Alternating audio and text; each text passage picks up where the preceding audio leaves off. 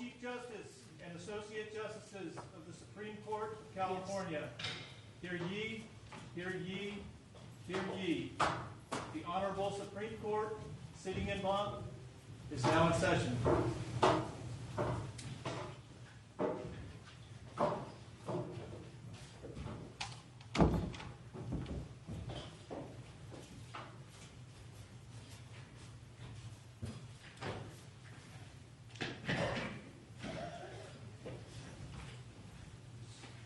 Please be seated.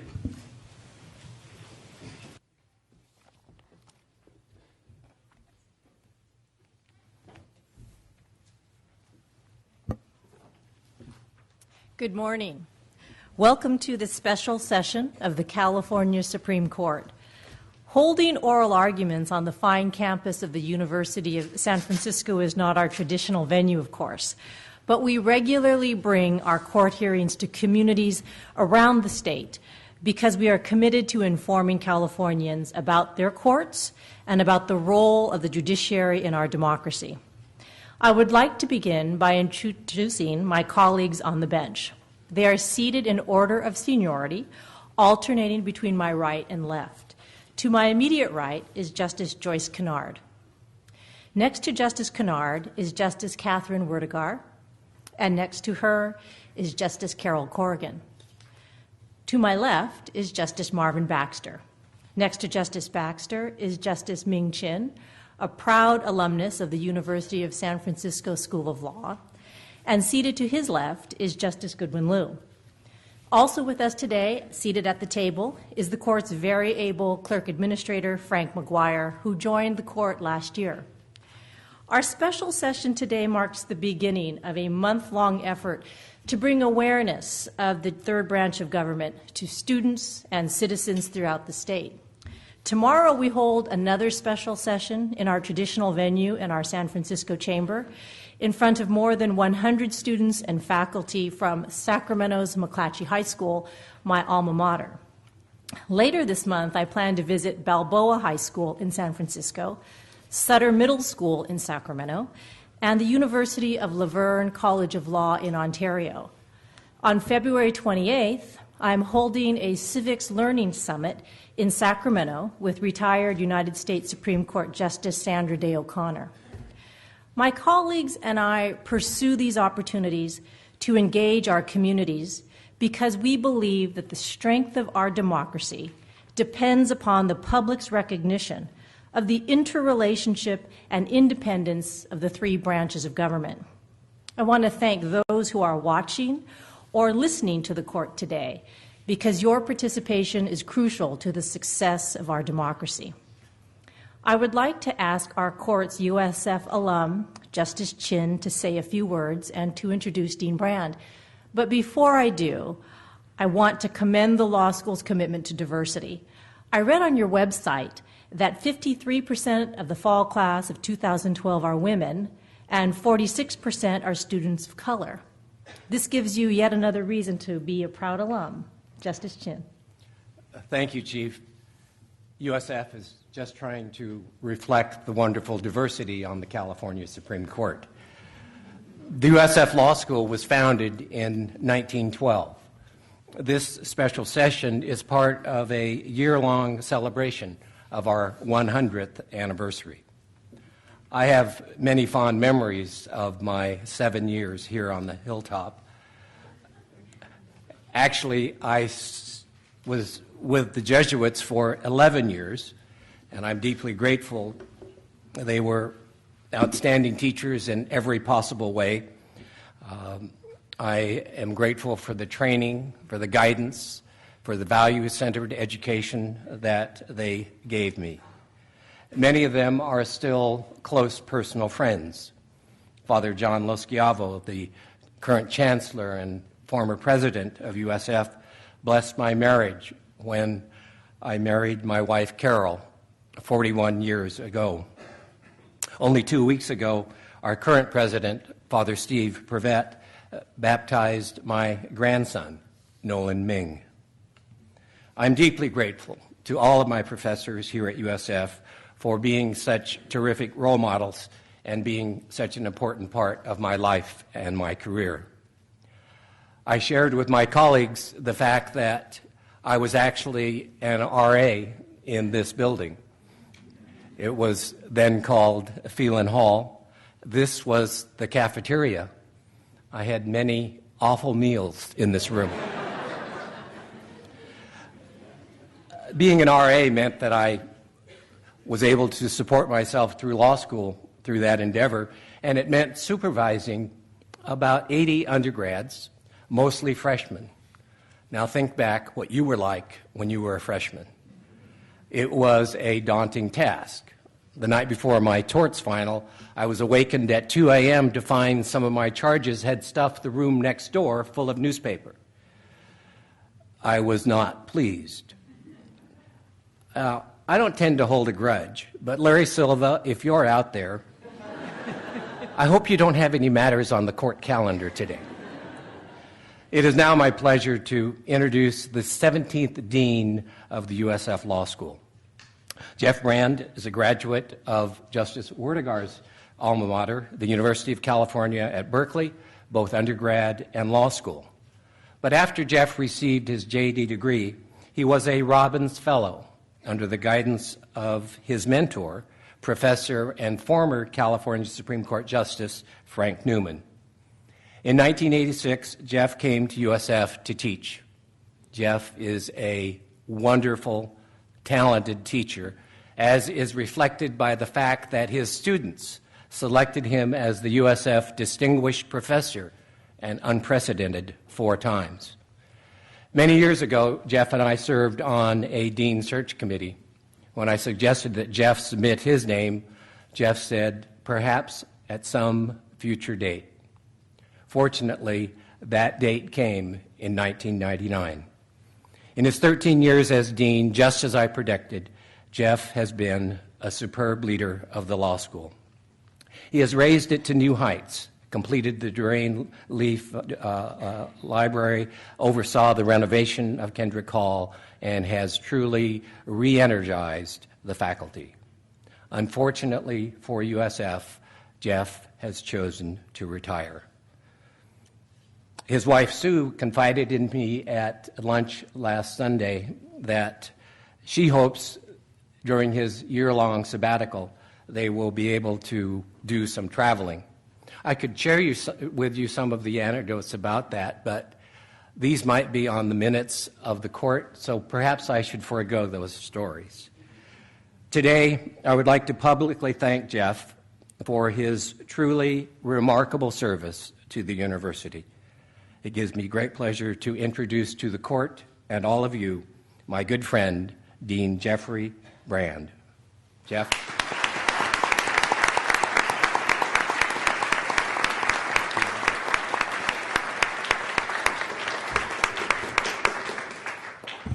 Thank you, Justice Chin. I'm humbled and I'm humbled. Thank you. Chief Justice Kantel-Sakaue, Justice Kennard, Justice Baxter, Justice Werdegar, Justice Corrigan, Justice Liu, and our beloved Justice Chin, who we proudly claim as our own, continuing a tradition that includes Matthew Sullivan, the first dean of USF, who became Chief Justice in 1914, his brother Jeremiah Sullivan, who helped found the law school and was appointed to the court in 1927, and yet another Sullivan, this time unrelated, Justice Raymond Sullivan, a 1930 graduate of the law school. We welcome the court to the University of San Francisco.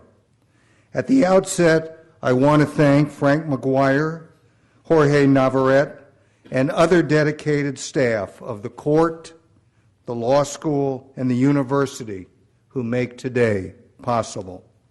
We're honored and humbled that you've chosen to hold a special session at the university in celebration of the law school's 100th birthday, bringing together law students, law faculty, members of the university leadership team, undergraduate students and faculty, high school students, members of our profession, and citizens of our community. Regardless of the school we attend, the discipline we teach, or the reason that brings us to this courtroom today, we all share the same stake in the fair and equitable administration of justice, which the courts of our state guard so vigilantly. What we have the privilege of witnessing today is not just about the law school. It's about all of us, how we relate to one another, how we treat one another, and how society balances competing interests for the benefit of all. We thank you deeply for providing us with a glimpse into how the state's highest court seeks to ensure equal justice under the law, and doing so in the community in which we work and in which we teach. May it please the court, I would like to make just two additional brief points. First, I would be remiss if I did not say a word about the University of San Francisco School of Law in this, our centennial year, and its eloquent and powerful mission to pursue justice and to change the world from here. We take those words seriously. We have an abiding belief that the privilege of studying and teaching law brings with it the responsibility to serve others, an ethos that pervades the great Jesuit university of which we are a part. To the refrain that there are too many lawyers in the world, we have an emphatic response. There will never be too many lawyers in the world, so long as they are skilled, ethical professionals in service to others, advocating for human dignity, fairness, and the rule of law with justice. At USF, as the Chief Justice noted, we are incredibly diverse. Indeed, 40% students of color, ranking us the fifth most diverse law school in the United States. Our students understand full well the responsibility that comes with the privilege of a legal education, and they walk the walk, working hard in their classrooms while engaging local, national, and international communities, whether it be serving a meal in the Tenderloin, working with death row inmates in the South, or traveling to New York, Geneva, Haiti, Cambodia, Vietnam, China, Argentina, the Philippines, and around the globe to work on law reform and human rights projects. This is what our centennial is really all about, a rededication and recommitment to the principles that bind our law school community. And my second and final thought is an expression of awe and thanks. The work of our courts is astonishing. Your simple description of the court's website is remarkable for its breadth and its importance. Quote, "The judicial branch of government is charged with interpreting the laws of the state of California. It provides for the orderly settlement of disputes between parties in controversy, determines the guilt or innocence of the accused, and protects the rights of individuals." Each of those words evokes the power and importance of the law, and those few sentences express the awesome responsibility that we all share. For legal educators, they are a powerful reminder of what we seek to achieve: to help our students understand what the fair administration of the law is all about, and to give them the skills and inspiration to act ethically and tirelessly in pursuit of that goal. We thank the court for providing yet another opportunity to accomplish that task. Again, welcome to the University of San Francisco. We indeed are honored and humbled. Thank you.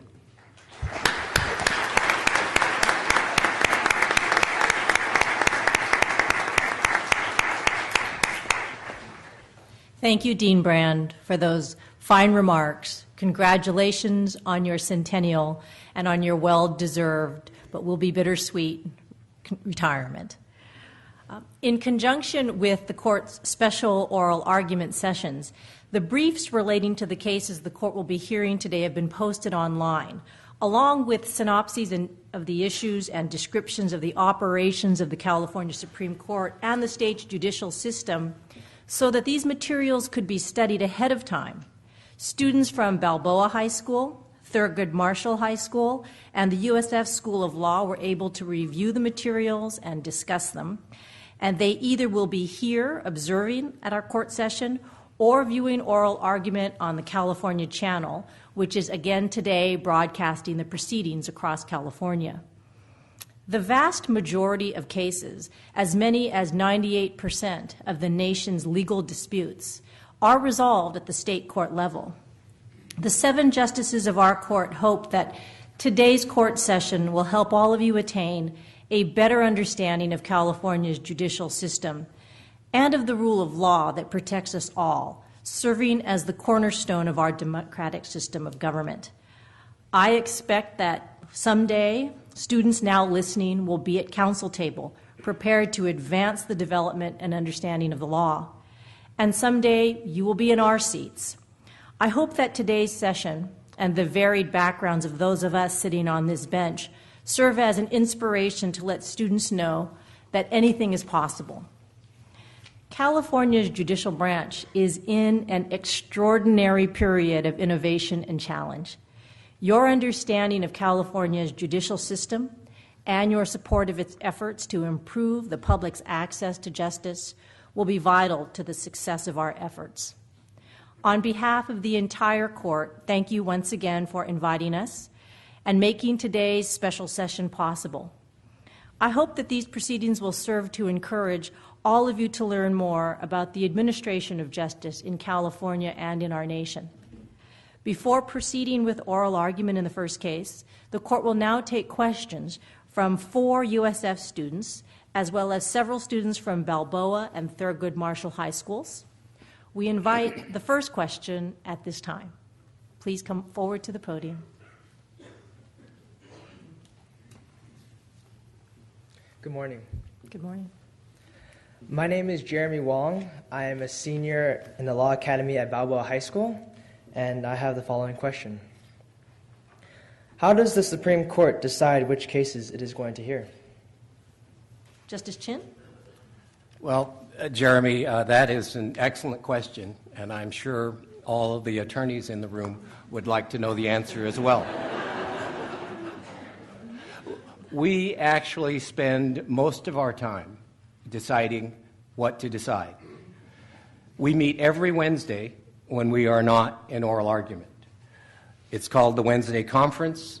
We have on that Wednesday conference anywhere between 150 to 300 cases that we have to review to decide what cases we want to take.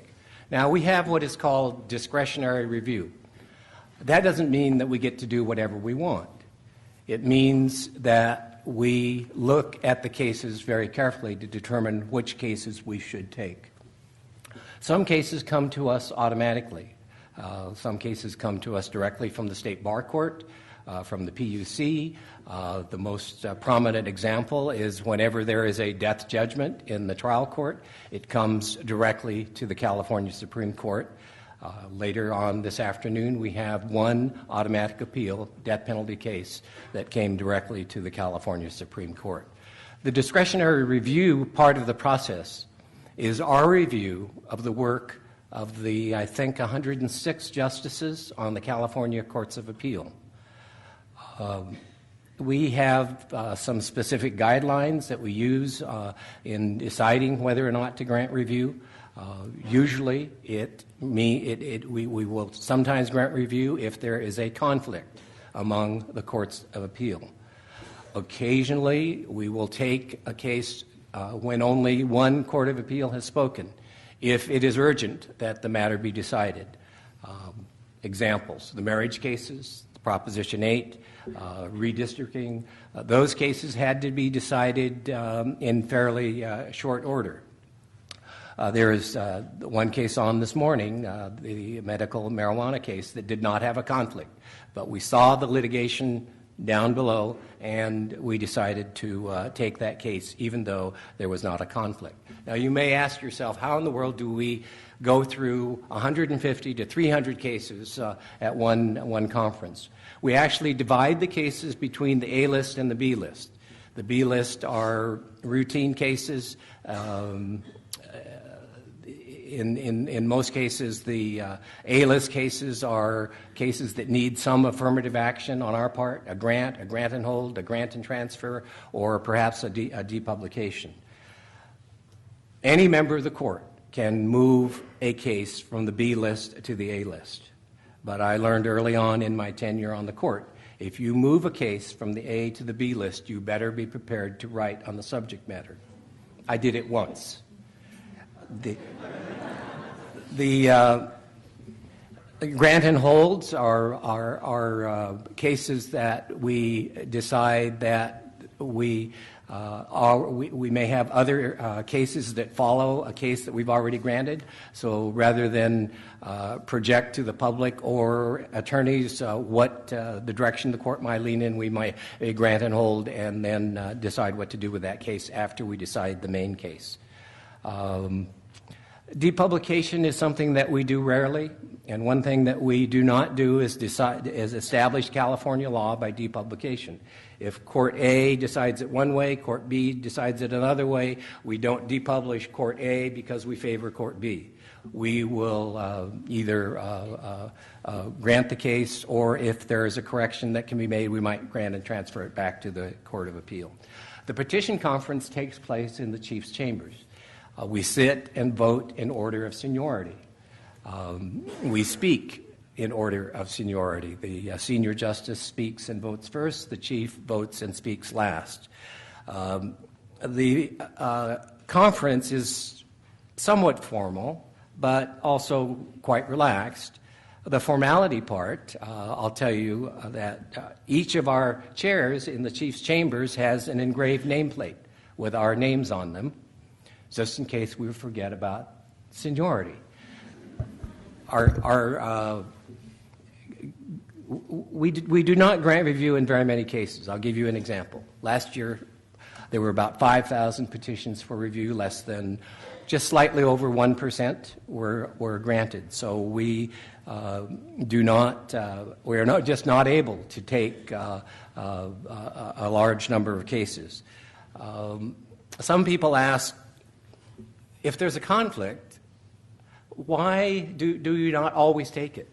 Well, that is something that we call letting it percolate.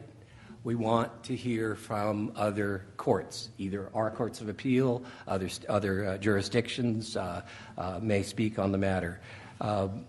If it's a particularly complicated problem, we don't have a ready answer.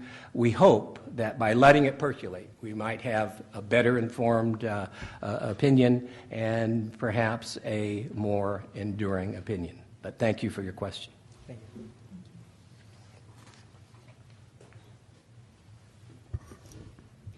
Next, I understand we have a question from a USF law student.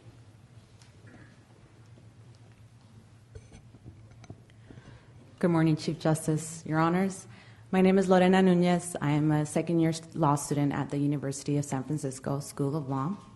And my question for the court this morning is whether there is any appropriate way in which public opinion affects decision-making at the California Supreme Court. I think that's mine. And the answer is yes, Lorena. In a sense, there is an appropriate role for public opinion to play out when we decide cases, because in a democracy, the law is an expression of the values and the views of the people who enact it. So when the people of California enact a law, either directly by initiative, and we have quite a robust initiative process here, or indirectly by their representatives in the legislature, they are expressing their collective opinion about what the law ought to be. So when we interpret or apply a law, two of our guiding principles are, what did the people who enacted mean by the language they used, and what did they seek to accomplish by enacting that law? So in that sense, we are looking directly back to what the collective view of the people is when the law gets passed. Now, there are some times, as you know, when there is a conflict among statutes or between statutes and the Constitution. And resolving those cases is sometimes a little more contentious because, after all, those are all expressions of the public view. So we know that whenever we decide one of those, some group of people is going to be a little grumpy and some group is going to be pleased. When we have to resolve those kinds of cases, we don't take a poll or read the editorial pages, but we do apply very settled rules of statutory and constitutional interpretation, and we don't just get to say, well, what the heck, we think we like this outcome, or had we been in the legislature, or when we voted on this when it was on the ballot, this is what we thought. But we apply all those principles that you have spent 2 years and one more to go trying to figure out and learn and apply. But probably the most essential notion that we bring to the table is that we work very hard at remembering that the law doesn't belong to us. The law belongs to all of us. And so we try to honor our understanding of the intent of the enactors in that way. Thank you. Thank you. Thank you.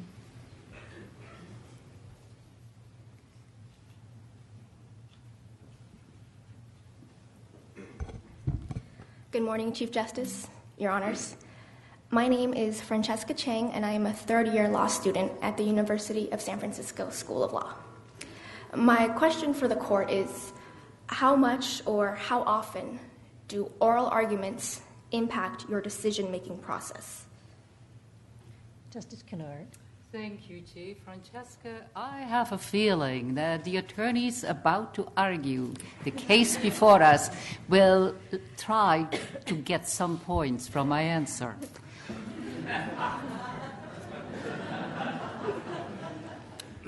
Occasionally, oral argument in our court can make a difference in the outcome of the case.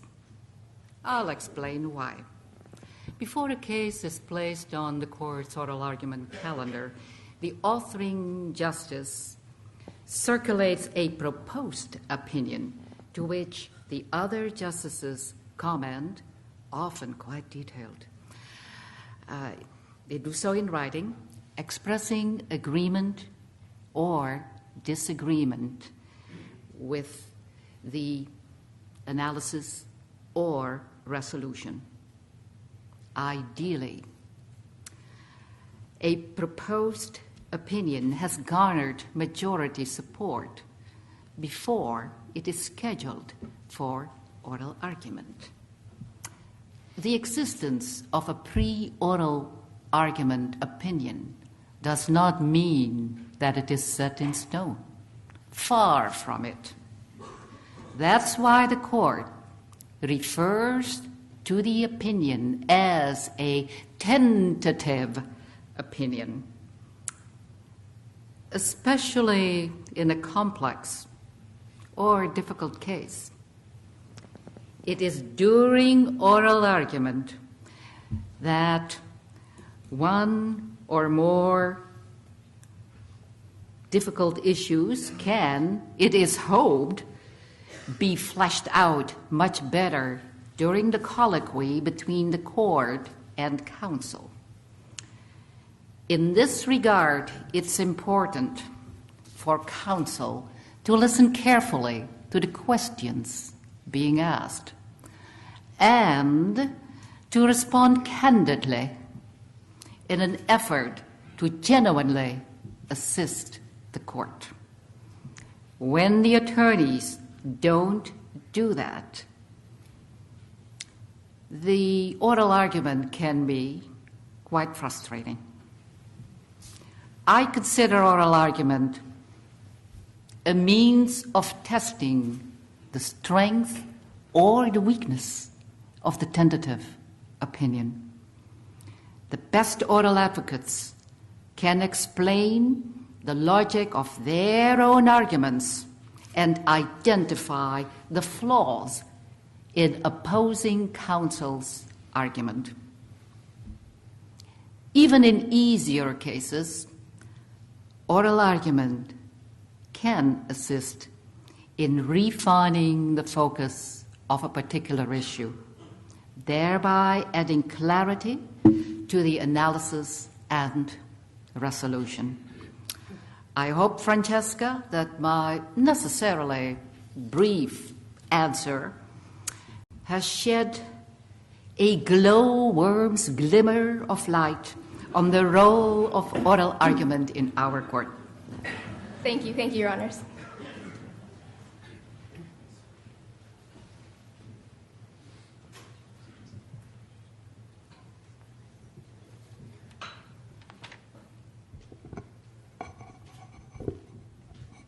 Good morning, Chief Justice, Your Honors. My name is Greg Queso. I'm a second-year law student at the University of San Francisco School of Law.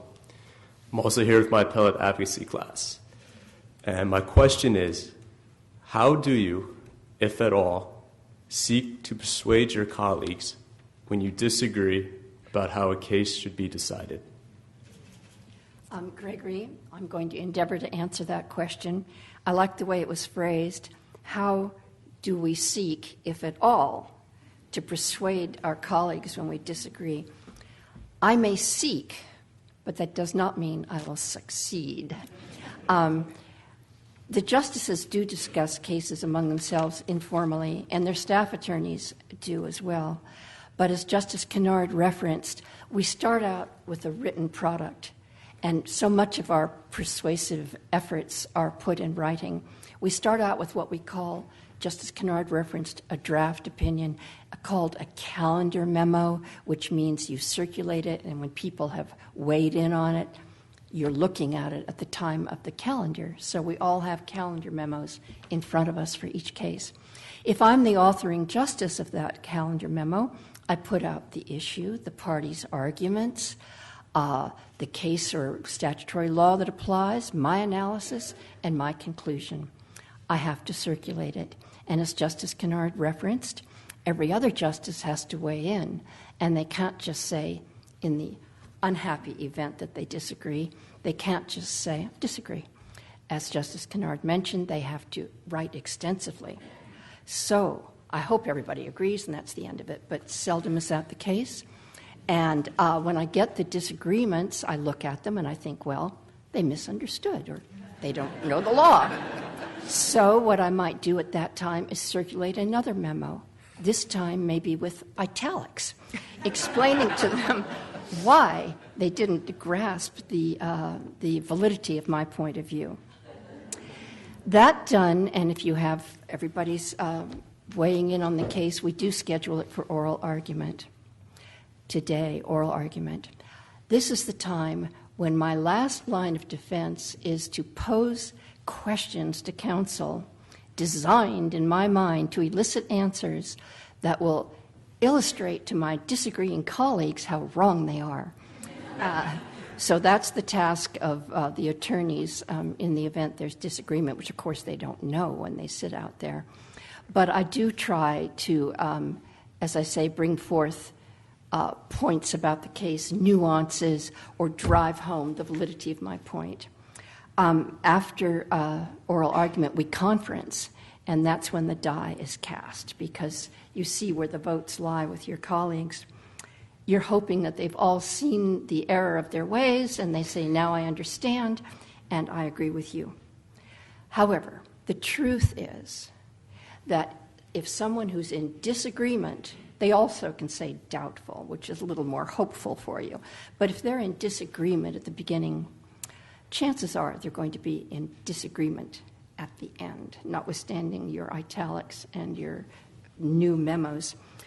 But you should know that many, perhaps one might say even most of our opinions, actually are unanimous, or with maybe one disagreement. We've all thrashed through the issues, and we do try to come to an agreement on what the law should be. Thank you. Thank you.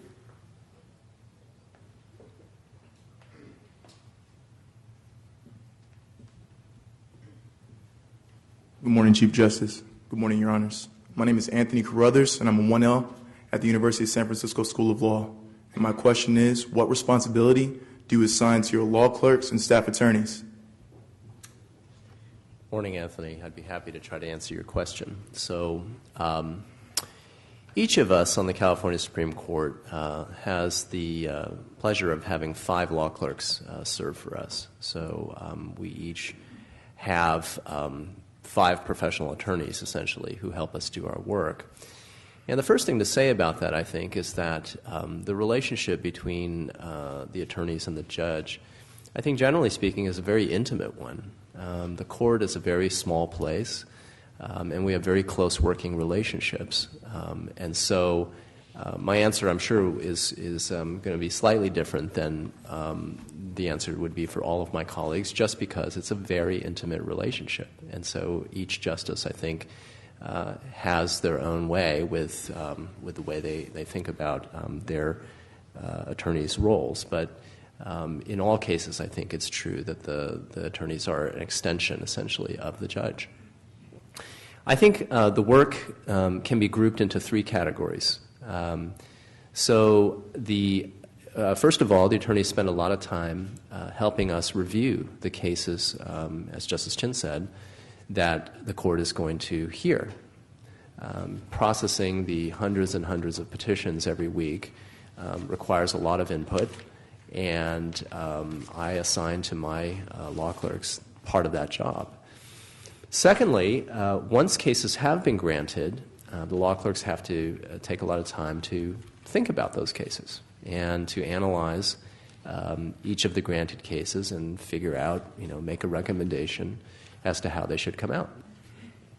And then thirdly, each justice has a set of writing assignments. So for the cases that are assigned to that justice, I typically have my law clerks produce a first draft.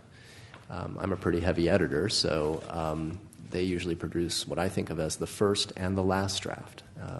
That comes to me, I get my hands into it, and then they clean it up at the end. In light of all this work, my desk, has a lot of paper that gets higher and higher and higher, and I think your question was, what responsibilities do I assign to them? In practice, it's a little bit of what responsibilities do they assign to me, because they are constantly feeding me material as all of these tasks work their way through the courts. In addition, like many of my colleagues, I maintain a pretty active calendar of lecture, teaching, speaking, and other kinds of engagements, and I have law clerks come help me with some of those tasks to the extent that they're interested and the projects are interesting. And I look for law clerks who are self-starters, people who are broadly interested in the law, and people who are, as much as we are, committed to the impartial administration of justice and who will take that commitment to the very top of the profession. Thank you. Thank you, sir.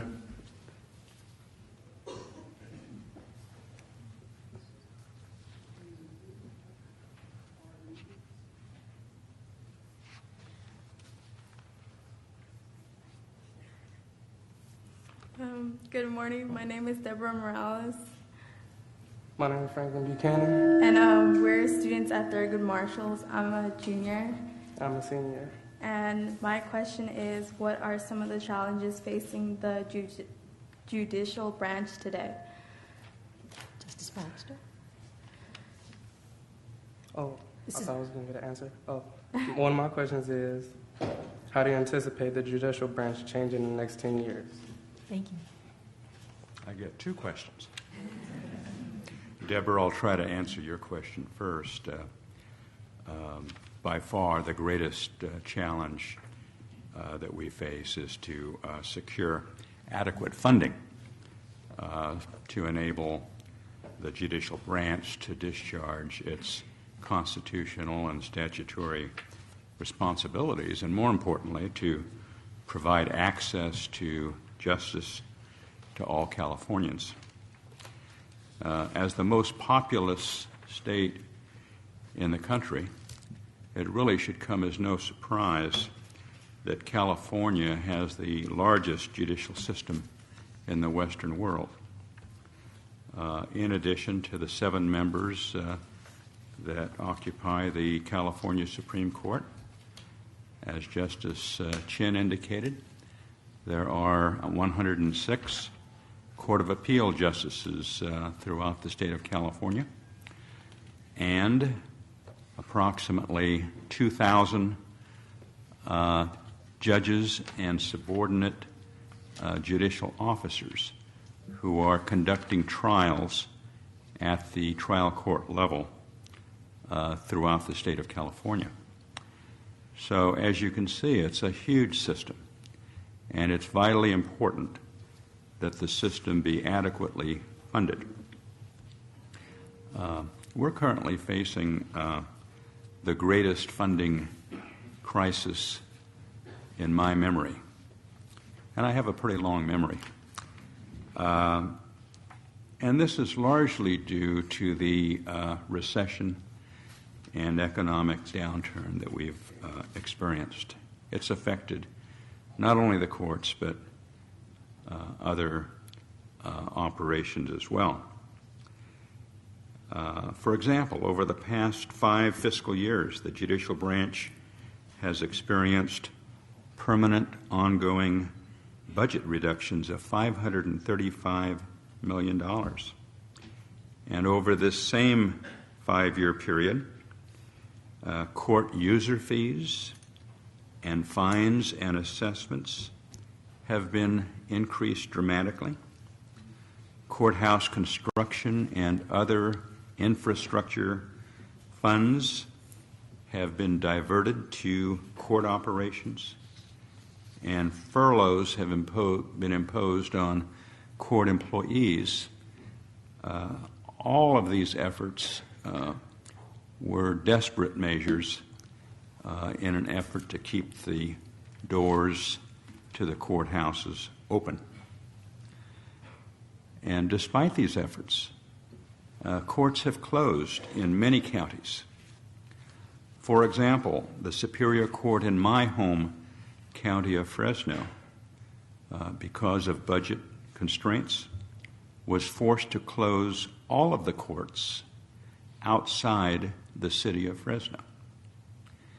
And those who are familiar with that particular county and the vast size of that county will appreciate the fact that those residents living in the outlying borders of the county, in areas like Coalinga, Fireball, Kerman, as a practical matter, do not have access to justice because the cost and the time involved in driving to a court simply precludes access to justice for those Californians.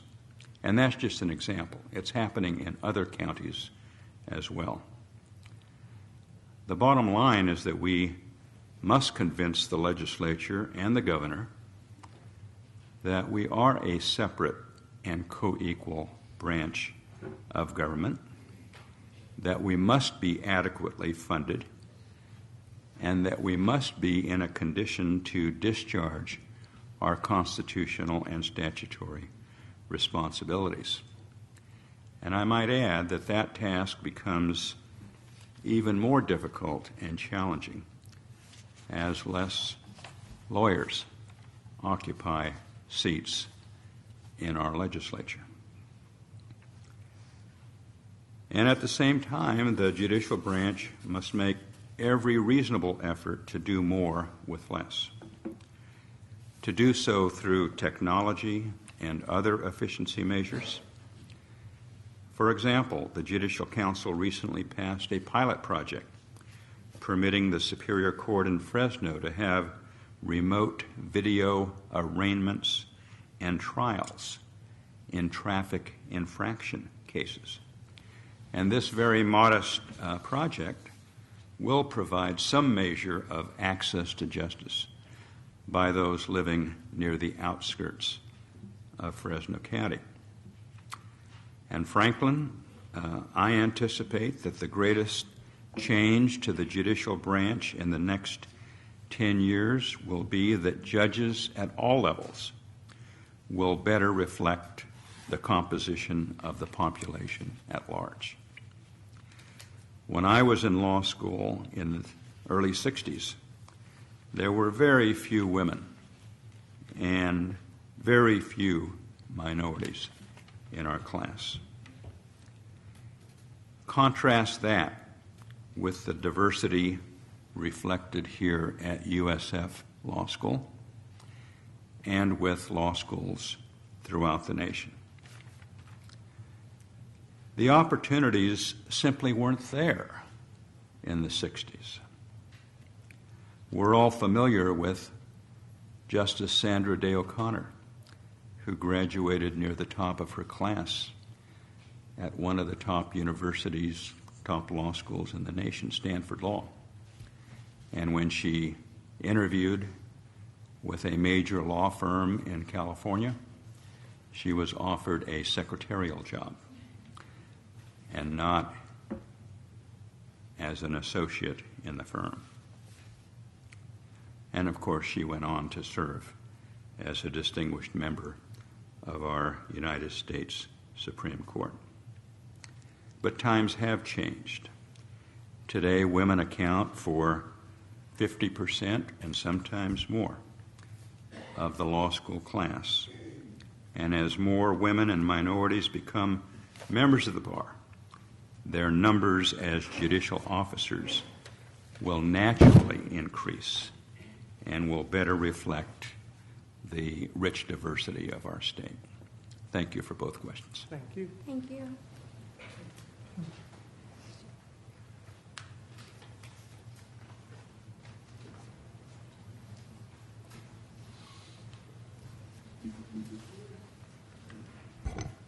Good morning. My name is Crystal, and I'm a senior at Balboa High School in the Law Academy. And my question is, how do you balance work and family time?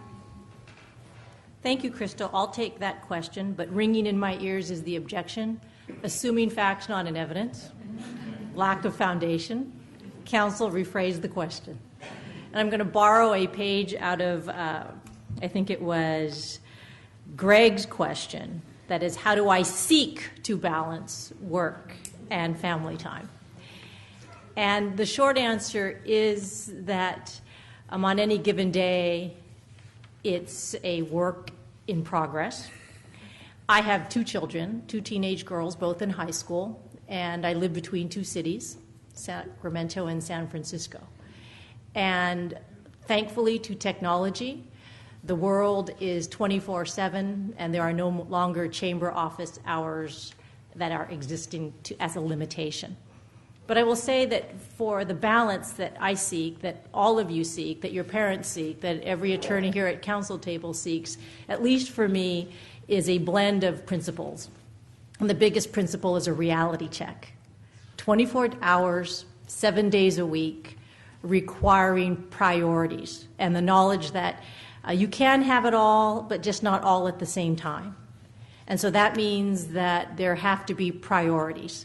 And priorities are like seasons in your life. When I was much younger and I worked in the governor's office when Justice Baxter was secondhand to George Duke Majan, then governor, it would not be unusual to be at work for me in the leg unit or the legal unit at 3 and 4 in the morning because of the hours kept by the legislature. But in time, that changed. My priorities changed as a result of wanting a family later in life and deciding that for me, at least it meant that I would rather give baths than go to the Inn of Court. And it meant for that season a reshuffling of priorities, knowing that in time there would be an opportunity to do more given the shuffle of priorities. I'd also say that the biggest task to balance, whether it's professional or family or both, is really planning and multitasking and using your time wisely. And without technology, frankly, I don't know how anyone could have done this job 5 years ago. I just don't see it. I mean, I know when I drive to Sacramento on the I-80 corridor, every single place, my phone and my iPad drops. Everyone I talk to in chambers and across the state know when Justice Cantil Sakau'ue is in Dixon because she has lost contact on her phone. So I tell you, it is multitasking. The other value is really, it does take a village. Couldn't happen without my husband, without family, without all the great lawyers who assist in all the issues, without tremendously brilliant justices who all look at the issues together. It really is a symbiotic relationship. And on some days, there are some things and some moments that actually resemble balance. And then quickly it turns back into a seesaw. So I wish you the best, and it's a constant endeavor. And the last part is you should have a lot of humor and not be too hard on yourself. Thank you. Thank you. I want to thank each of the students who formulated questions and addressed them to the court. They were excellent questions, and hopefully our responses provided some insight into the workings of our court system. The justices appreciate your participation and that of the faculty members and attorneys who assisted in the program today. The reporter of decisions is directed to capture these special proceedings on the minutes, so they will be included in the official reports of the decisions of this court. We will now begin to hear the first case. I'll have the clerk call the calendar, please.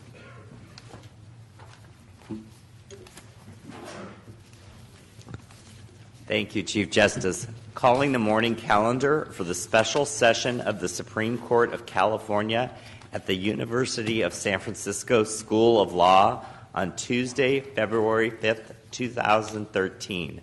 Case number S198638, City of Riverside Plaintiff and Respondent versus Inland Empire Health and Wellness Center, Inc., et al., defendants and appellants. For appellants, J. David Nick. I'm ready. Good morning.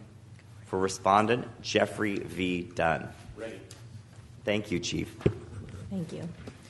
You may proceed, Mr. Nick. Thank you. Good morning, Your Honors. May it please the Court, J. David Nick on behalf of the appellant and the petitioner in this case. If I could please take a moment to thank the University of San Francisco School of Law and my former professor, Dean Brandt. Whatever you may like of my argument, whatever skills you may find that are helpful to you, the foundation was learned here. Your Honors, this case undeniably has very profound impact on social conduct. But nevertheless, the tools that this court should use in order to resolve them are basic. What are the issues before the court? Yes, and the issues before the court is whether a municipality may ban what state law has made lawful. And I think that that's the core issue. When you say, counsel, that what state law has made lawful, I take it the crux of your argument here is that the state law, either the Medical Marijuana Program Act or the Compassionate Use Act or some combination of the two of them, has authorized the activity here and that the local law cannot, in effect, countermand that authorization. Is that the crux of your argument? That's correct. What is the best statutory language you have apart from the purposes of the statute? I know you lean very heavily on the purposes, but the purposes by themselves are not operative. I mean, they state the broad goals, but they don't themselves require or permit anybody to do anything. What operative provision of the statute would you cite for this authorization? 11362.775 of the Health and Safety Code. And what's the language in there that you find most helpful to your argument? Patients, meaning people that qualify, I'll just use that generic term because it lists all the various qualifications, may associate in order to collectively or cooperatively cultivate marijuana, and that on that basis they shall not be solely for doing that conduct be made responsible for various criminal sanctions that are listed, 11359 of the Health and Safety Code, 11360, 11366, 11366.5 of the Health and Safety Code, and finally 11570, which presents some statutory problems here because it's strictly a civil cause of action. I believe that that's signaled by the fact that it's the very last one that is listed, and it is separated by a comma and the word or. So just to be clear, your argument is that this is the statute which prohibits the city of Riverside from banning the dispensaries, or from passing this law that bans the dispensaries? Not just that, because if this court's preemption cases have made it very clear that it's not just the statutory language that cannot be contravened. But let me understand your argument. It is the purpose of the law as well. Your argument is that this statute is your best statute in this collection of the Compassionate Use Act and the MMPA that prohibits Riverside from the action it took. Yes, that is correct. But don't we start with a presumption that the ordinance is valid? I realize there's a requirement that there's a significant local interest. Here's my response to the presumption language. When you talk about presuming a statute being lawful, that may be what we all assume, but we're here because I think that the presumption has been washed away and that there's some problems with this ordinance. And so while there may have been a presumption when they first wrote it up and put it on the books, these issues that have arisen raise very serious questions about Counsel, why? I mean, let's get back to the language you just quoted us. I mean, why do we even have to indulge in a presumption? I mean, the language doesn't even seem to get you very far. It certainly does, because it says that a person who does these things shall not solely on the basis of that fact be subject to state criminal sanctions. Let's leave aside the wrinkle about 11.570. Well, no, but that's not a wrinkle. That's the but it says part. It says state criminal sanctions. I mean, this is a kind of limited immunity. If I may answer the question. Sure. All right. 11.570 is strictly a civil cause of action, which all of the statutes that come under that chapter have provided the authority to local governments, city attorneys, county councils, to bring 11.570 causes of action, civil nuisance causes of action. And so while it may be true that the balance of those statutes are prosecuted by the state through the people of the state of California and prosecutors, unequivocally, 11.570 was a tool that was given to local municipalities in order to be able to, without any questions, any reason, any problems that are being raised by a drug house, as it was termed in those days, to be closed down. To enforce local law? As a matter of fact, the entire chapter permits local laws to be enacted. And so, well, but let's focus. I mean, 11.570 itself, though. I mean, isn't that a state nuisance law? It's a state nuisance law which the legislature gave the local municipalities the almost exclusive authority to enforce. We have here a different situation. We have a local nuisance law. That is correct. And so in order to respond to that, here's the logic that would be behind it. It makes no sense at all, and it contravenes case law from this court and rules of statutory construction to conclude that the legislature said you can't use 11.570 anymore. Now, when they said that, we have to assume that the legislature knew, and that was the state of the law at that time, that in fact that's a statute that is used by local governments in order to be able to shut down drug houses. Well, that's certainly true, Mr. Nix, but we're talking about zoning ordinances. Zoning ordinances have existed in California for a very long time, and they are almost universally considered local ordinances. And they confer on the local populace and their elected representatives the ability to control what happens in their own city, in this case. And the MMPA says nothing about local ordinances. And in fact, it says that the act was amended to make clear that there is nothing in it that prevents a local agency from regulating the location, operation, or establishment of these dispensaries. That's correct. So what's your response to that? Well, if I can, again, finish my explanation with respect to the 11.570, it doesn't make any sense that the legislature, when they drafted that statute, sent a message unequivocally. We are not going to allow you to shut down a medical marijuana collective simply because they're doing what the law authorizes them to do. That's what the purpose of 11.570 was, And as a matter of fact, some of the cases we've cited, Qualified Patients Association versus City of Anaheim, pointed out that the reason the legislature did this is because way back when, in 1997, one of the cases that was decided by the Court of Appeal was People ex rel Lundgren versus Perone, which in essence said Proposition 215 did not vacate the ability of local governments, and that time it was the Attorney General who has the authority to use an 11570 cause of action to shut down a particular medical marijuana institution. Whether they're causing a common law nuisance or a nuisance in fact, I should call it, it didn't matter how good of a neighbor you were. Mr. Nick, I appreciate that you really want to cleave to 11570. I would if I were you too. But I really need you to respond to the zoning authority question. Yes, and the zoning authority question, Your Honors, is very simple, that statute combined with 11362.83. That's a key question, a key issue here, because that statute says you can pass local laws, but they have to be consistent with the Medical Marijuana Program Act. Well, where does it say they have to be consistent? Would you give me the language of the 11362.83. Well, before it was amended, it was just you can pass local laws as long as they're consistent. But after the amendment? Yeah, after the amendment, then they added the following language: regulate, establishment, location.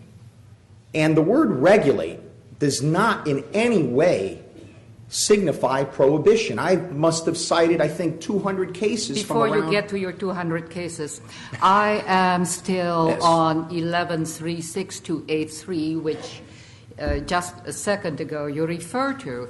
And you may have everything in front of you, and I just have snippets of paper as to some of my notes, but it's my recollection that when one takes a look at current section 11362.83, that particular statute by the legislature specifically recognizes the authority of local jurisdictions to enforce the medical marijuana dispensary regulations by both, quote, civil and criminal, end of quote, means. It would appear from the specific language I've quoted to you that this necessarily implies the use of or reliance on nuisance laws and actions that help the city in the enforcement. I disagree. The legislative material that has been submitted unequivocally shows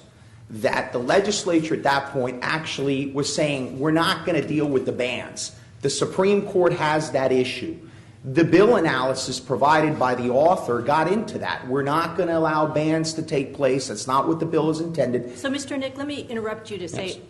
the core of this case to me is really land use regulation, zoning ordinances, and the authority that's historically been vested in the municipalities for land use purposes. And so what I'm getting from your argument is that we are to read between the lines, because it's not expressly stated that somehow the municipalities' traditional police powers of land use has been impacted and severely restrained by the Compassionate Use Act or the MMPA and these later amendments, when it doesn't expressly speak to restricting municipalities' traditional authorities over land use. Well, let me speak about the traditional, the word that the court is using, traditional, and I refer the case to the court, the case of Big Bear Lumber versus County of Santa Cruz, because that problem is addressed right there in that case, Your Honors. The land use traditional legislation has never, ever, ever been seen as giving authority to local governments to ban what state law makes lawful. It doesn't include that, and Big Creek Lumber makes it very clear. The only thing that you are looking at when you're talking about traditional is location. They certainly have extraordinary authority to control this. They can set up rules as to how you come into establishment. They can say it's going to go in one particular part of town versus another. They can limit them by numbers. They can set up rules to suspend permits after they've had problems with them. Thereafter, they have extraordinary tools to fight this. But traditional land use has never, there is not one case from this court or from the Court of Appeals that has ever said traditional land use includes, or functions by a local government, includes banning what state law has So if we were to disagree with you, it would be unprecedented, right? It certainly would, and I would refer this that may well be your point, and I would like to follow up on a question by the Chief Justice, and I'm going to take you back to that. Yes. Because, and I know you disagree with that, but I am trying to get a response, and I do hope that opposing counsel will focus on this issue in coming to the podium and assist the court in resolving the issue. As the Chief Justice has pointed out, she made reference to the police power. It would appear that here the crux of the issue really is, at least in my view, at this particular point in oral argument, I can always change my mind, but at this point, I do think that the pertinent issue before the court is to note the city's regulatory authority over land uses, as the Chief has pointed out, such as medical marijuana dispensaries, and that power does not derive from the medical marijuana program. It is a pre-existing power and, as the Chief has noted, an aspect of the police power. Thus, the question, at least as I see it, before this court is not whether the medical marijuana program confers on cities a power to ban medical marijuana dispensaries, but instead the issue is whether the state law in question removes or restricts the city's pre-existing police power. And I would like a response to the question I phrased to you. I think the answer is there a restriction or a removal? It's a restriction, but nevertheless, I again say this court has repeatedly issued rulings that have said totally banning an activity which is lawful under state law is beyond the power of local governments. They have stated that in... Counsel, I think that formulation may be, you may very well be right, but I think you just assume the answer to the question presented, because the entire question presented is what lawful to what extent? When you say what state law makes lawful, the question is lawful to what extent? Your opponents argue that, yes, it is lawful, but lawful only to the extent that the plain language of 775 makes clear, which is that it's a limited immunity from certain kinds of state sanctions. But it says nothing really about immunity from local sanctions or local prohibitions. Neither does any penal code section. And why would it be absurd for the legislature to have legislated in this way? First of all, there's multiple answers to that, to the question that you just asked. They wanted to set up a balance. It's a very controversial subject, and they set up a very delicate balance. And the balance is, we shall allow you, through the authority of 11362.83 and then through 11362.765, to regulate, to permit, to set up locations, to have rules by which these people even get a permit, and to have rules as to who even gets their permits renewed. But we're not going to let you ban them simply because they're doing what the conduct allows. And that is so strongly inferred by 11570 being in there. I say that again because this is a code section. So you say it's inferred, but it is not explicit. It's certainly explicit in the statutory's preamble, in my opinion, because they're saying you have to have uniform application of the law throughout the county. That was one of the number one primary motives behind the legislation. Counsel, in view of the underlying power of the municipalities to zone and control property use within their jurisdiction, as pointed out by both the Chief Justice and Justice Kennard. We start with that, and that certainly does justify a strong presumption against preemption. And I guess my question to you is, if the legislature wanted to ban, to prevent localities from banning the dispensaries, why didn't it say so expressly? I think they did, Your Honor, and they said in 11362.83 when they expressly said you can pass local legislation regarding this issue so long as it is consistent. We must give that word effect, and it is completely absurd, in my humble opinion, to say that consistent would equate banning what the entire act is permitting. Is there anything irrational about a state law that says for state law purposes there will not be prosecution, but for localities they're perfectly free to prosecute if they choose to do so at a local level? No, the state certainly has the authority, the legislature, to. And They could even exactly what's happened here. Well, but there's limitations, Your Honors. And again, the words used are prohibit. It's regulate, not prohibit. And this court has issued holdings explaining the difference between the two. Could a regulation ever amount to a prohibition? No, absolutely not. And the only case that there is on that is the Metro Media case, because if a locale developed a very stringent regulation, meaning, say, no medical marijuana dispensaries within, 50,000 yards of a hospital, and it's a very dense locale. In application, perhaps that's a prohibition. Is that permissible? I think that it would require further factual inquiry to determine that, because there is a limitation of the word consistent that the legislature put.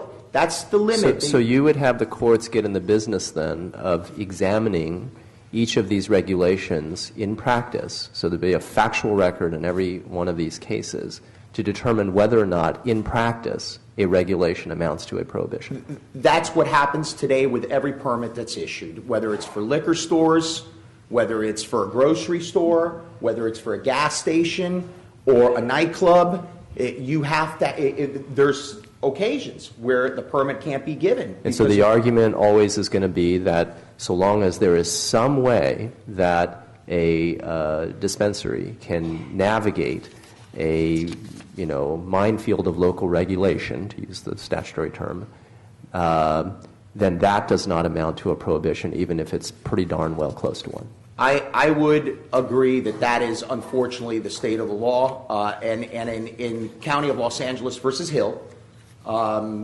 if the court reflects back on that opinion, it's a very, very narrow and very restrictive regulatory scheme that the County of LA used to have, and I believe the opinion indicates that not a single permit had been given.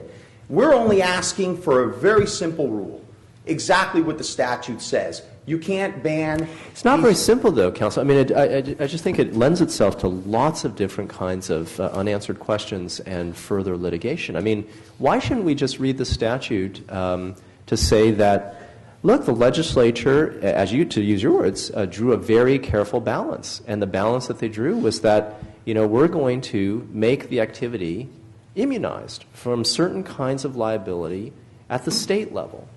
But we are going to let there be some sort of local federalism, and there will be some variation. Indeed, the whole point of allowing regulation under the 8.3 provision contemplates this kind of local variation. Well, if I can close by saying this and answering that question. Whenever there's doubt as to what the law means, we're referred to the legislative purpose. And if we have any doubt here, actually, the first place you look is not the legislative purpose. The first place you look is the plain language of the statute. Isn't that right? I said if there's doubt. And so I am correct. All right? And that is that when there's doubt. Okay, you were correct. When the plain language has not, in fact, there's. So, Mr. Nick, speaking of plain language, going back to what you rely on as best the best statute that prohibits the respondent from this action, .775. And point No, 8. okay, let me talk about 775 in the plain language. It talks about qualified patients and others who associate within California in order collectively or cooperatively to cultivate marijuana for medical purposes shall not be subject to state criminal sanctions. And then it lists a series of possession and sale cases relating to marijuana. So why doesn't this statute cabin your argument, because it's talking about only those designated people who actually cultivate marijuana, if we're looking only at the plain language or intent? I rely on the decision in People versus Rosano, People versus Colvin, and now People versus... No, I want to talk about the plain language of what this says. Unless those cases talk about 362.775 and talks about people who cultivate marijuana, tell me what that means. Yes, and the way it's been interpreted is that the cultivation project is the beginning process of it, meaning the marijuana is grown in order to provide access, and the end result is where it's delivered to its members either at a storefront or through a less formalized organization that doesn't have a storefront.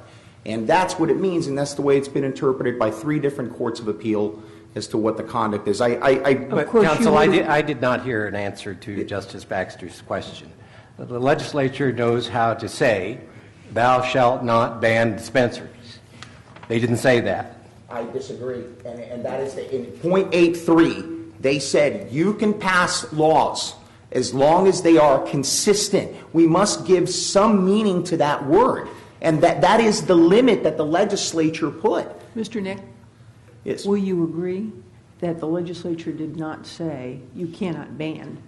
That language is not contained in the statute. That's accurate, isn't it? That is not, so if there's doubt, if I could say this, if there is doubt, we must again refer to the preamble. And please, if I could get it out, the preamble is so critical to this. They have 2 major purposes. One is to enhance access through these very institutions, and the second is to secure uniform application of the law throughout the counties. If you were to allow these institutions to be banned county by county, city by city, that is exactly the opposite of what the legislature was trying to accomplish, which is to make this available throughout the state in an even format. So this is just for purposes of oral argument. If we were to go against you and your client with the storefront dispensary, what would that mean with respect to cultivation of medical marijuana? Is that the end, or are there other means available? I think that the same difficulties that were experienced by people that are using this as valid medicine between 1996, when the proposition was passed, and 2003, when the Medical Marijuana Program Act was approved, are going to return. Mr. Nick, your time's expired. You'll have 5 minutes for rebuttal. Thank you very much. May it please the Court.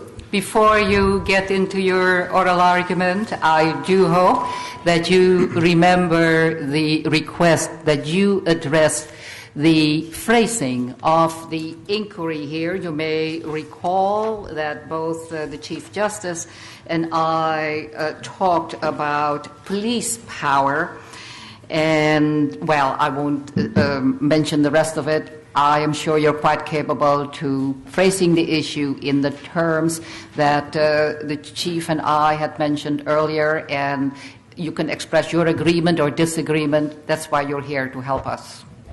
The issue is, has there been a clear indication by the legislature to preempt that constitutionally based authority that the cities have to enact safety ordinances and regulations, including the traditional exercise So of you would authority? agree that at issue here is whether the state laws in question remove or restrict the city's pre-existing police power? Yes. But I think what Justice Kennard is asking, if I'm interpreting her question correctly, and the Chief as well, could you spend a moment identifying the source of the police power to control local zoning? The source of that police power is under the state constitution, and specifically it's Article 11, Section 7. And that provision has been adopted in many decisions by this court. But it essentially provides that the constitutional authority that we have there is to enact ordinances for the public safety, the public welfare, within the discretion of that legislative city council. And that authority is recognized except to the extent that it is preempted by general law. Right. So the significance of the police power reposing in the Constitution is that the people, when they enacted the Constitution, have reserved to themselves that police power. It is not conferred by the legislature. That's correct. This court's decision in DeVita versus County of Napa recognizes that principle, that it is not a delegation of authority from the legislature. It is independent of the legislative authority. It is constitutionally sourced. So again, it is not a delegation of authority. And this court's decision, again, in the DeVita Napa, is the decision that the cities, the municipalities rely upon in distinguishing that constitutional source of that authority. Can we turn to your opponent's excuse me. No, go right ahead. Can we turn to your opponent's arguments about the statutory language that abrogates this power? What do you make of this uniformity argument? The statute does say that as one of its purposes. What effect does that have in the interpretation of the statute? We read and interpret the statute according to its plain language. It encourages uniformities amongst the counties. Note that there's no language about uniformity amongst the municipalities. When read in context, the statute provides that there are specified immunities from criminal prosecution, criminal sanctions. And so under our system of government in the counties prosecute crimes through the district attorneys.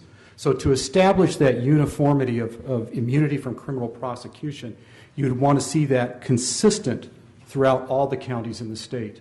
In other words, to make that statewide criminal immunity applicable, it would have to apply to all counties, all county prosecutors. Well, what about consistency among the counties in the availability of this now recognized medicine?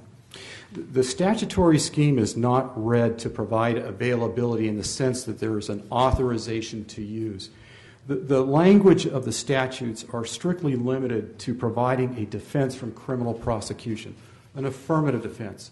Immunities provided under the Compassionate Use Act. What do we do with the purposes that have been referenced to us, which sound like it's to make available compassionately the use of marijuana as a medicine? And if all the counties throughout the state, and I gather many have, ban it, that purpose is thwarted. That question or that issue has actually come before this court in the Ross case, where the court looked at the Compassionate Use Act and acknowledged that the voters of the state of California are free to express their will or their desire regarding the medicinal use of medical marijuana. But as the court indicated in the Ross decision, the voters cannot change the federal law. Well, we're not talking about federal law. Am I correct? The position that we're arguing in this matter takes the court away from a federal preemption argument. The fundamental problem with appellant petitioner's argument is that it encourages the court to find that there's a state-sanctioned system. In fact, that's a quote from the appellant's brief, that somehow that 11362.775, despite its plain meaning, nevertheless it creates a state-sanctioned system. And the problem with that argument is that it leads inevitably to a federal preemption. But we don't need to resolve the federal preemption issue in order to resolve this case. That's correct. And we are not in any way asserting a federal preemption. Well, what about point 8.3, which does speak of municipalities can regulate? Is the common sense meaning of regulate meaning to prohibit? Yes.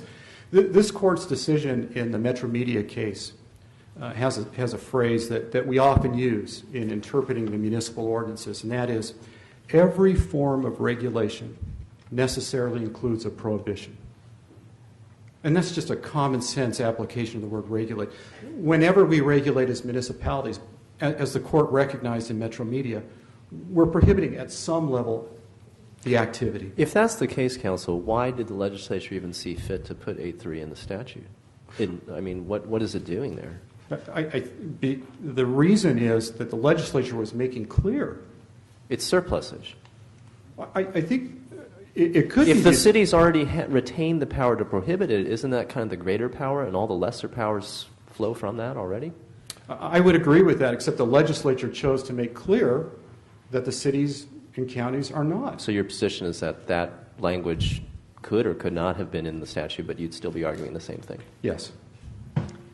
Well, I think it's clear that there's no express preemption, but I think the argument for implied preemption has greater strength in that the legislature has a purpose to make this substance available compassionately and to allow regulation and uniformity and consistency with the purpose. It sounds like they're impliedly dealing with medical marijuana in the local communities. The fundamental problem with using implied preemption analysis here is that the legislature has spoken.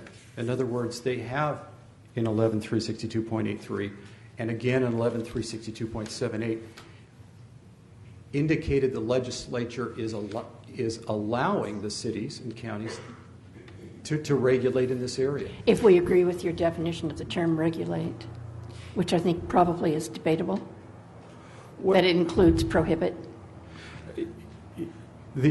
Focusing just for a moment on the 11362.768 language, the language there in subdivision F is not regulate, it is further restrict.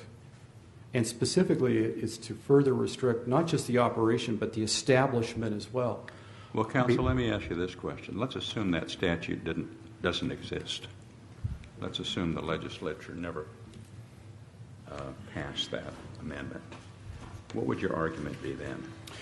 The argument would be that under the Medical Marijuana Program Act, there is no clear indication of state preemptive effect. In other words, if you look at, as this court has done in the Mensch case, and look at how that statute is to be interpreted, the Medical Marijuana Program Act, it does not in any shape, form, or fashion state that we are prohibited from exercising our land use authority. You know, counsel, I'm puzzling a little bit about what you said about this, the phrase to promote uniform and consistent application among the counties. Okay, you said that has to do with county enforcement of essentially these state laws that are now kind of the caregivers and the patients are immunized from, right? If that's the meaning of that phrase, meaning, you know, you're talking about counties as county governments and what they do, rather than counties as geographic areas that define the terrain of the state, right?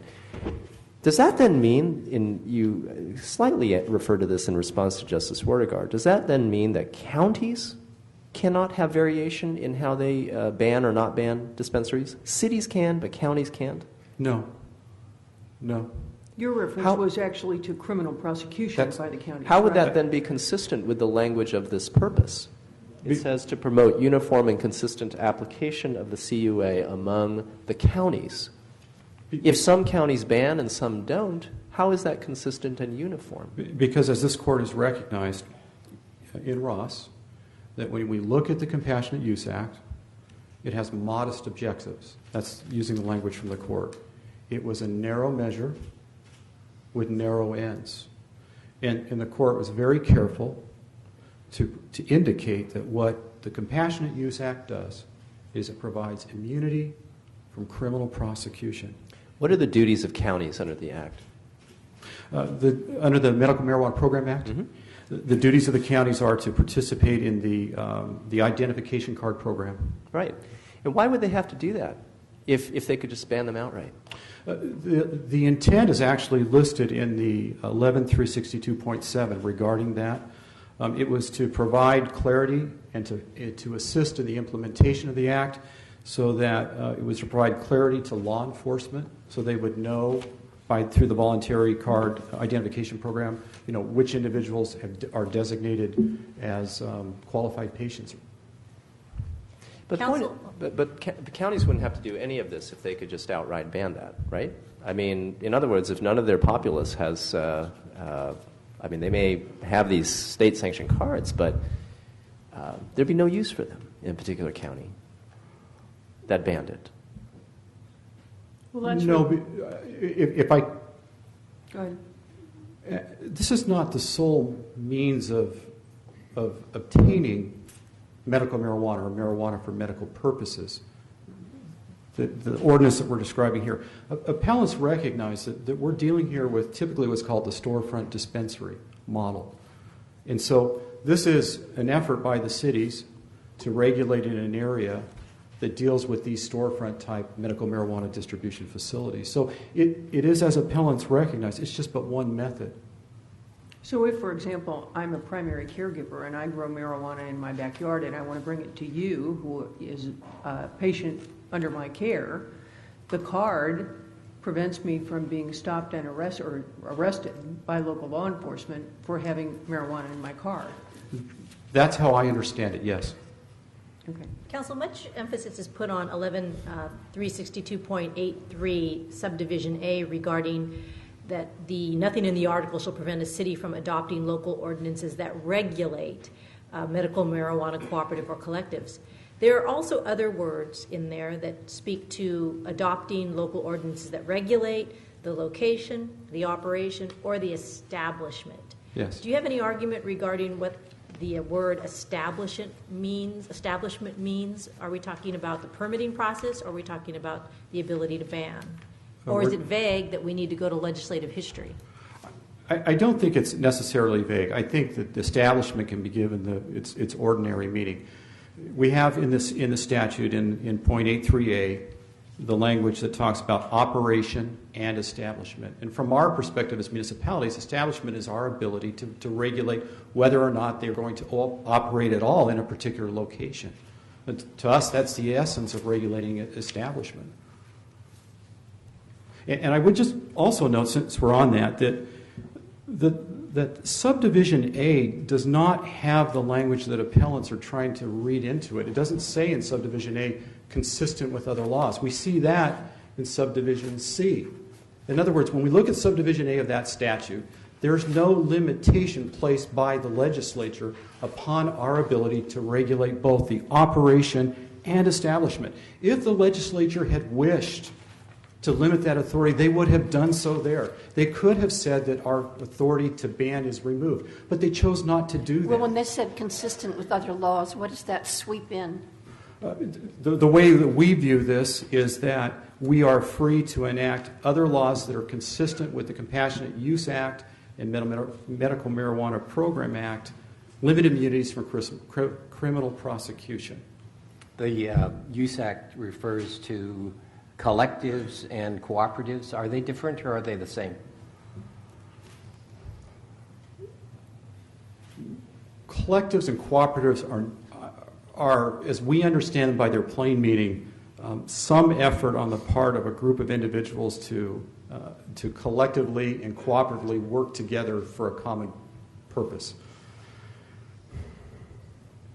With respect to, I'm just looking for some clarification.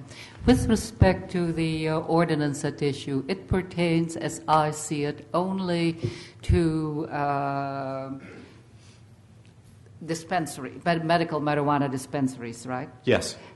And I presume that even if we were to agree with you on this case, and again, this is simply for the issue of pursuing this oral argument.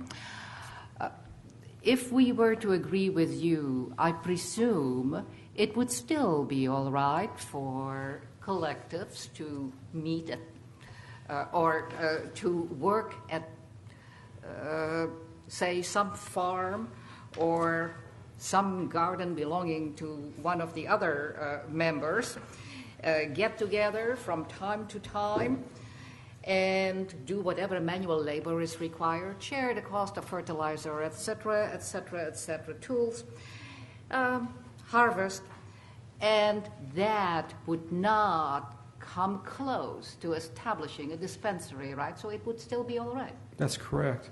The statutory scheme, this 11362.775 that appellants claim authorizes distribution, it speaks strictly in terms of cultivation.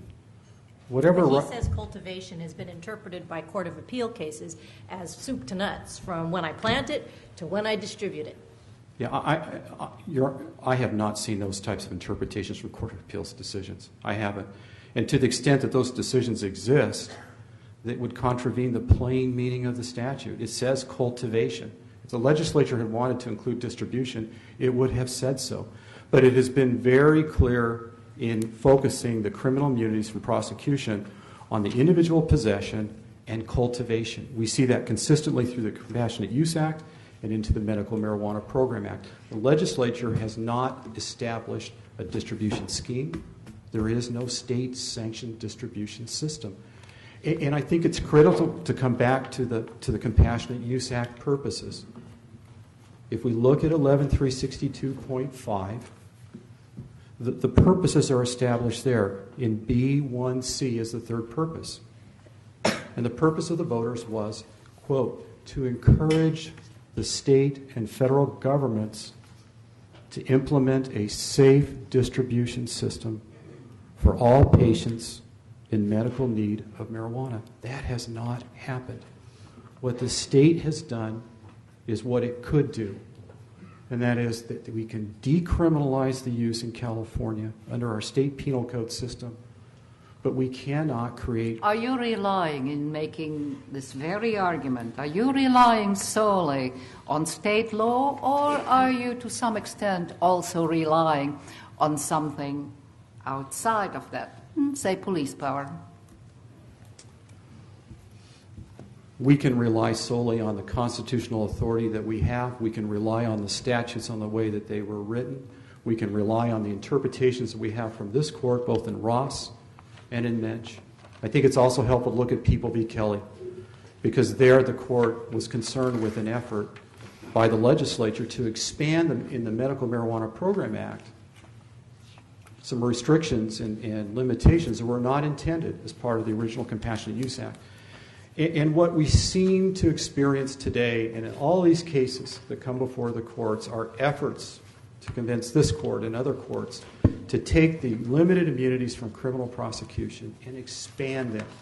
Expand them in a way that the voters did not intend. What do you make, counsel? Can you say a couple words about 11570? 11570 is not the scrivener's error that appellants claim that it is in their brief. 11570 is not strictly civil. It's quasi-criminal. And so the legislature... Is that a necessary reading? Yes, I think it is in order to give effect to the plain language of .775, which is to create immunities from state criminal sanctions. Then 11570 has to be read in that plain language as one of the sections that are subject to the immunities from state criminal sanction, or state criminal prosecution. And so you're relying on the provision that says that a commission of a nuisance is, in a sense, a misdemeanor. Yes. The state law provides that there are several ways to deal with nuisances. We can go through that area of law, but sometimes they're prosecuted in a criminal fashion, and other times, as we have in this case, they're done in a civil proceeding. Thank you. But again, the focus here is, even in the absence of the federal prohibition, we do not have here state law preemption. The state does not command the municipalities to do something that we forbid in our bans. There is no clear indication of legislative intent. That standard is critical here because in recognizing this, what the court has called the well-entrenched land use authority of the cities, that there must be a clear indication of preemptive intent by the legislature. And I respectfully submit that appellants' counsel acknowledges that clear indication is just not there. We know that the legislature can state civilly and criminally. They did that in 11362.83 in subdivision B. It's there in the Medical Marijuana Program Act. The legislature clearly could have done that, but they did not do that. There is no clear indication that our legislative authority has been removed. You know, opposing counsel cited to us Big Bear and said that case stands for the proposition that you can't ban what state law makes lawful. Would you respond to that? Yeah, I believe the decision is properly called Big Creek Lumber. All right. And it's a decision, I believe, in 2006 from this court. And this decision makes clear the principles I was enunciating earlier, and that is the land use authority is recognized. There is a presumption. An intendment is the word of the court, going back to the earlier case, the Lockhart case. Every intendment is in favor of upholding its validity. And because of that, then we look carefully to see whether there's been a clear indication of legislative intent to preempt. And in particularly with preemption by implication, which we don't have here. But just for argument purposes, if we were dealing with preemption by implication, what Big Creek Lumber says, and it quotes earlier decisions, is we don't find legislative implication. We don't find preemption by legislative implication when the legislature has made clear that it doesn't intend to occupy the field. So, for example, when we have here in the statutory scheme the .768 authorizations to further restrict the operation and establishment, and then in subdivision G, where the legislature has indicated that it was, quote, effectively grandfathered in existing ordinances, which may have been even more restrictive under the 600-foot test. What did you say?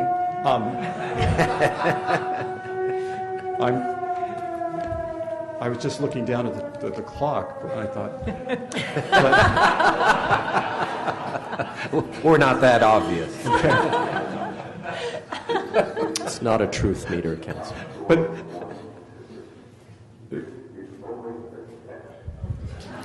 you can proceed. Thank you. Big Creek Lumber fundamentally recognizes this traditional authority, requires that every intendment be accorded to upholding it, and requires that if there's an argument made by legislative implications, there's preemption. It will not exist unless the state forbids what the municipality commands or the state commands what the municipality forbids. And we simply do not have that here.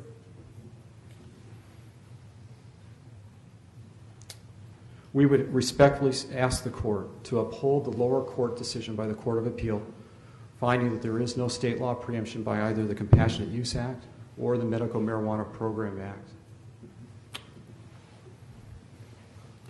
Unless I can answer any further questions of the court.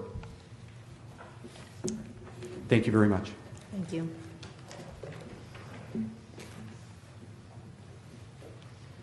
Mr. Nick, what's your response to the constitutional question that the Constitution confers on local governments the police power? Yeah. And because it is reserved to the local governments, it is not for the state legislature to try to retract that which it does not confer. Nevertheless, I refer the court to the case of Cohen versus San Francisco Board of Supervisors, where, again, the court said what I would call the most clear rule there is in this case. And over again, with zero preemption clause involved there, except for a singular penal code section dealing with prostitution, the court went through numerous regulations of the city and county of San Francisco regarding escort services, struck down a few of them, and upheld others on a very simple rule. The local governments do not have the authority and never have under Article 11, Section 7, to ban what the state legislature has made lawful. As a matter of fact, the state constitutional article itself prohibits them from enacting laws which conflict with general law. I just have an observation pertaining to your heavy reliance on Cohen versus Board of Supervisors. And in that same vein, there's another case, City of Torrance versus Transitional Living Centers of Los Angeles, a 1982 decision. It is my recollection that in taking an earlier look at these two cases, that those two cases are distinguishable from this particular case. Cohen, and you may have pointed that out earlier, pertained to regulation of escort services. The City of Torrance pertained to regulation of psychiatric facilities, and in both cases, the state laws at issue evidenced the legislature's intent to exclude local regulation. In my view, that distinction is applicable in this particular case? If I may correct the court, that's not correct with respect to Cohen. As a matter of fact, the only law that was cited there, which the court had to use to determine if there was preemption, was a singular penal code section that prohibited prostitution. And every single decision that the court made on every one of the, I think it was probably about 7 or 8 different ordinances they went through, relied exclusively on that particular rule. And there's legions of cases that are cited where local municipalities have been prohibited from enacting a speed limit that's different from enacting laws that ban a crime that's already banned, which seems to be the more common problem, or, as we have here, banning something that is lawful under state law. I would like to please state the following with regard to the fiscal versus city and county of San Francisco case, which I think is very instructive here, because the court there uses all of this court's precedents on the issue of bans and strikes down a total ban on handguns in the city and county of San Francisco with even less preemption, or I should say state legislative purpose language that is in there. And if I may quote, if the preemption doctrine means anything, it means that a local entity may not pass an ordinance, the effect of which is to completely frustrate a broad evolutional statutory regime enacted by the legislature. That is exactly what has happened here. Your case is in great... So you would say that we should look at these two statutes as a broad evolution of a statutory scheme? Yes, and even though we have repeatedly said that it is very narrow in its scope and effect? Well, so we'd have to change our mind that it's now quite an evolving broad statute. If I may tell the court the following.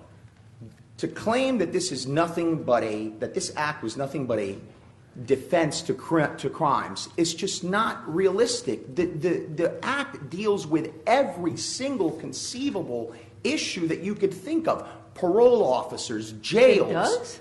Yes, it does. It talks about the obligation to issue identification cards. That's one issue. And immunity from criminal prosecution. I can conceive of a great many other things that might be involved. Yeah. So I'm challenged by your sweeping statement. Well, the act deals with whether marijuana can be used in the jails, whether people can use it on probation, whether parole officers will allow individuals to use it, whether registry cards are going to be issued, what type of local legislations can and cannot be enacted. This was broad. This just did not deal with crimes. It is not realistic. You look through it, there is more than a dozen. It even talks about places that you can't use medical marijuana. Would you agree that it's at least related to crimes? Oh, certainly, of course, because it used to be a criminal act and they had to deal with that. And so it deals with not just with criminal acts, but here's what it truly deals with. It deals with a situation where we have now made something lawful and we need to send a message that we want to implement this particular act. Counsel, your time's expired. Thank I thank Mr. Nick and Mr. Dunn. Counsel, matter submitted. We stand in recess until 1 p.m. All right.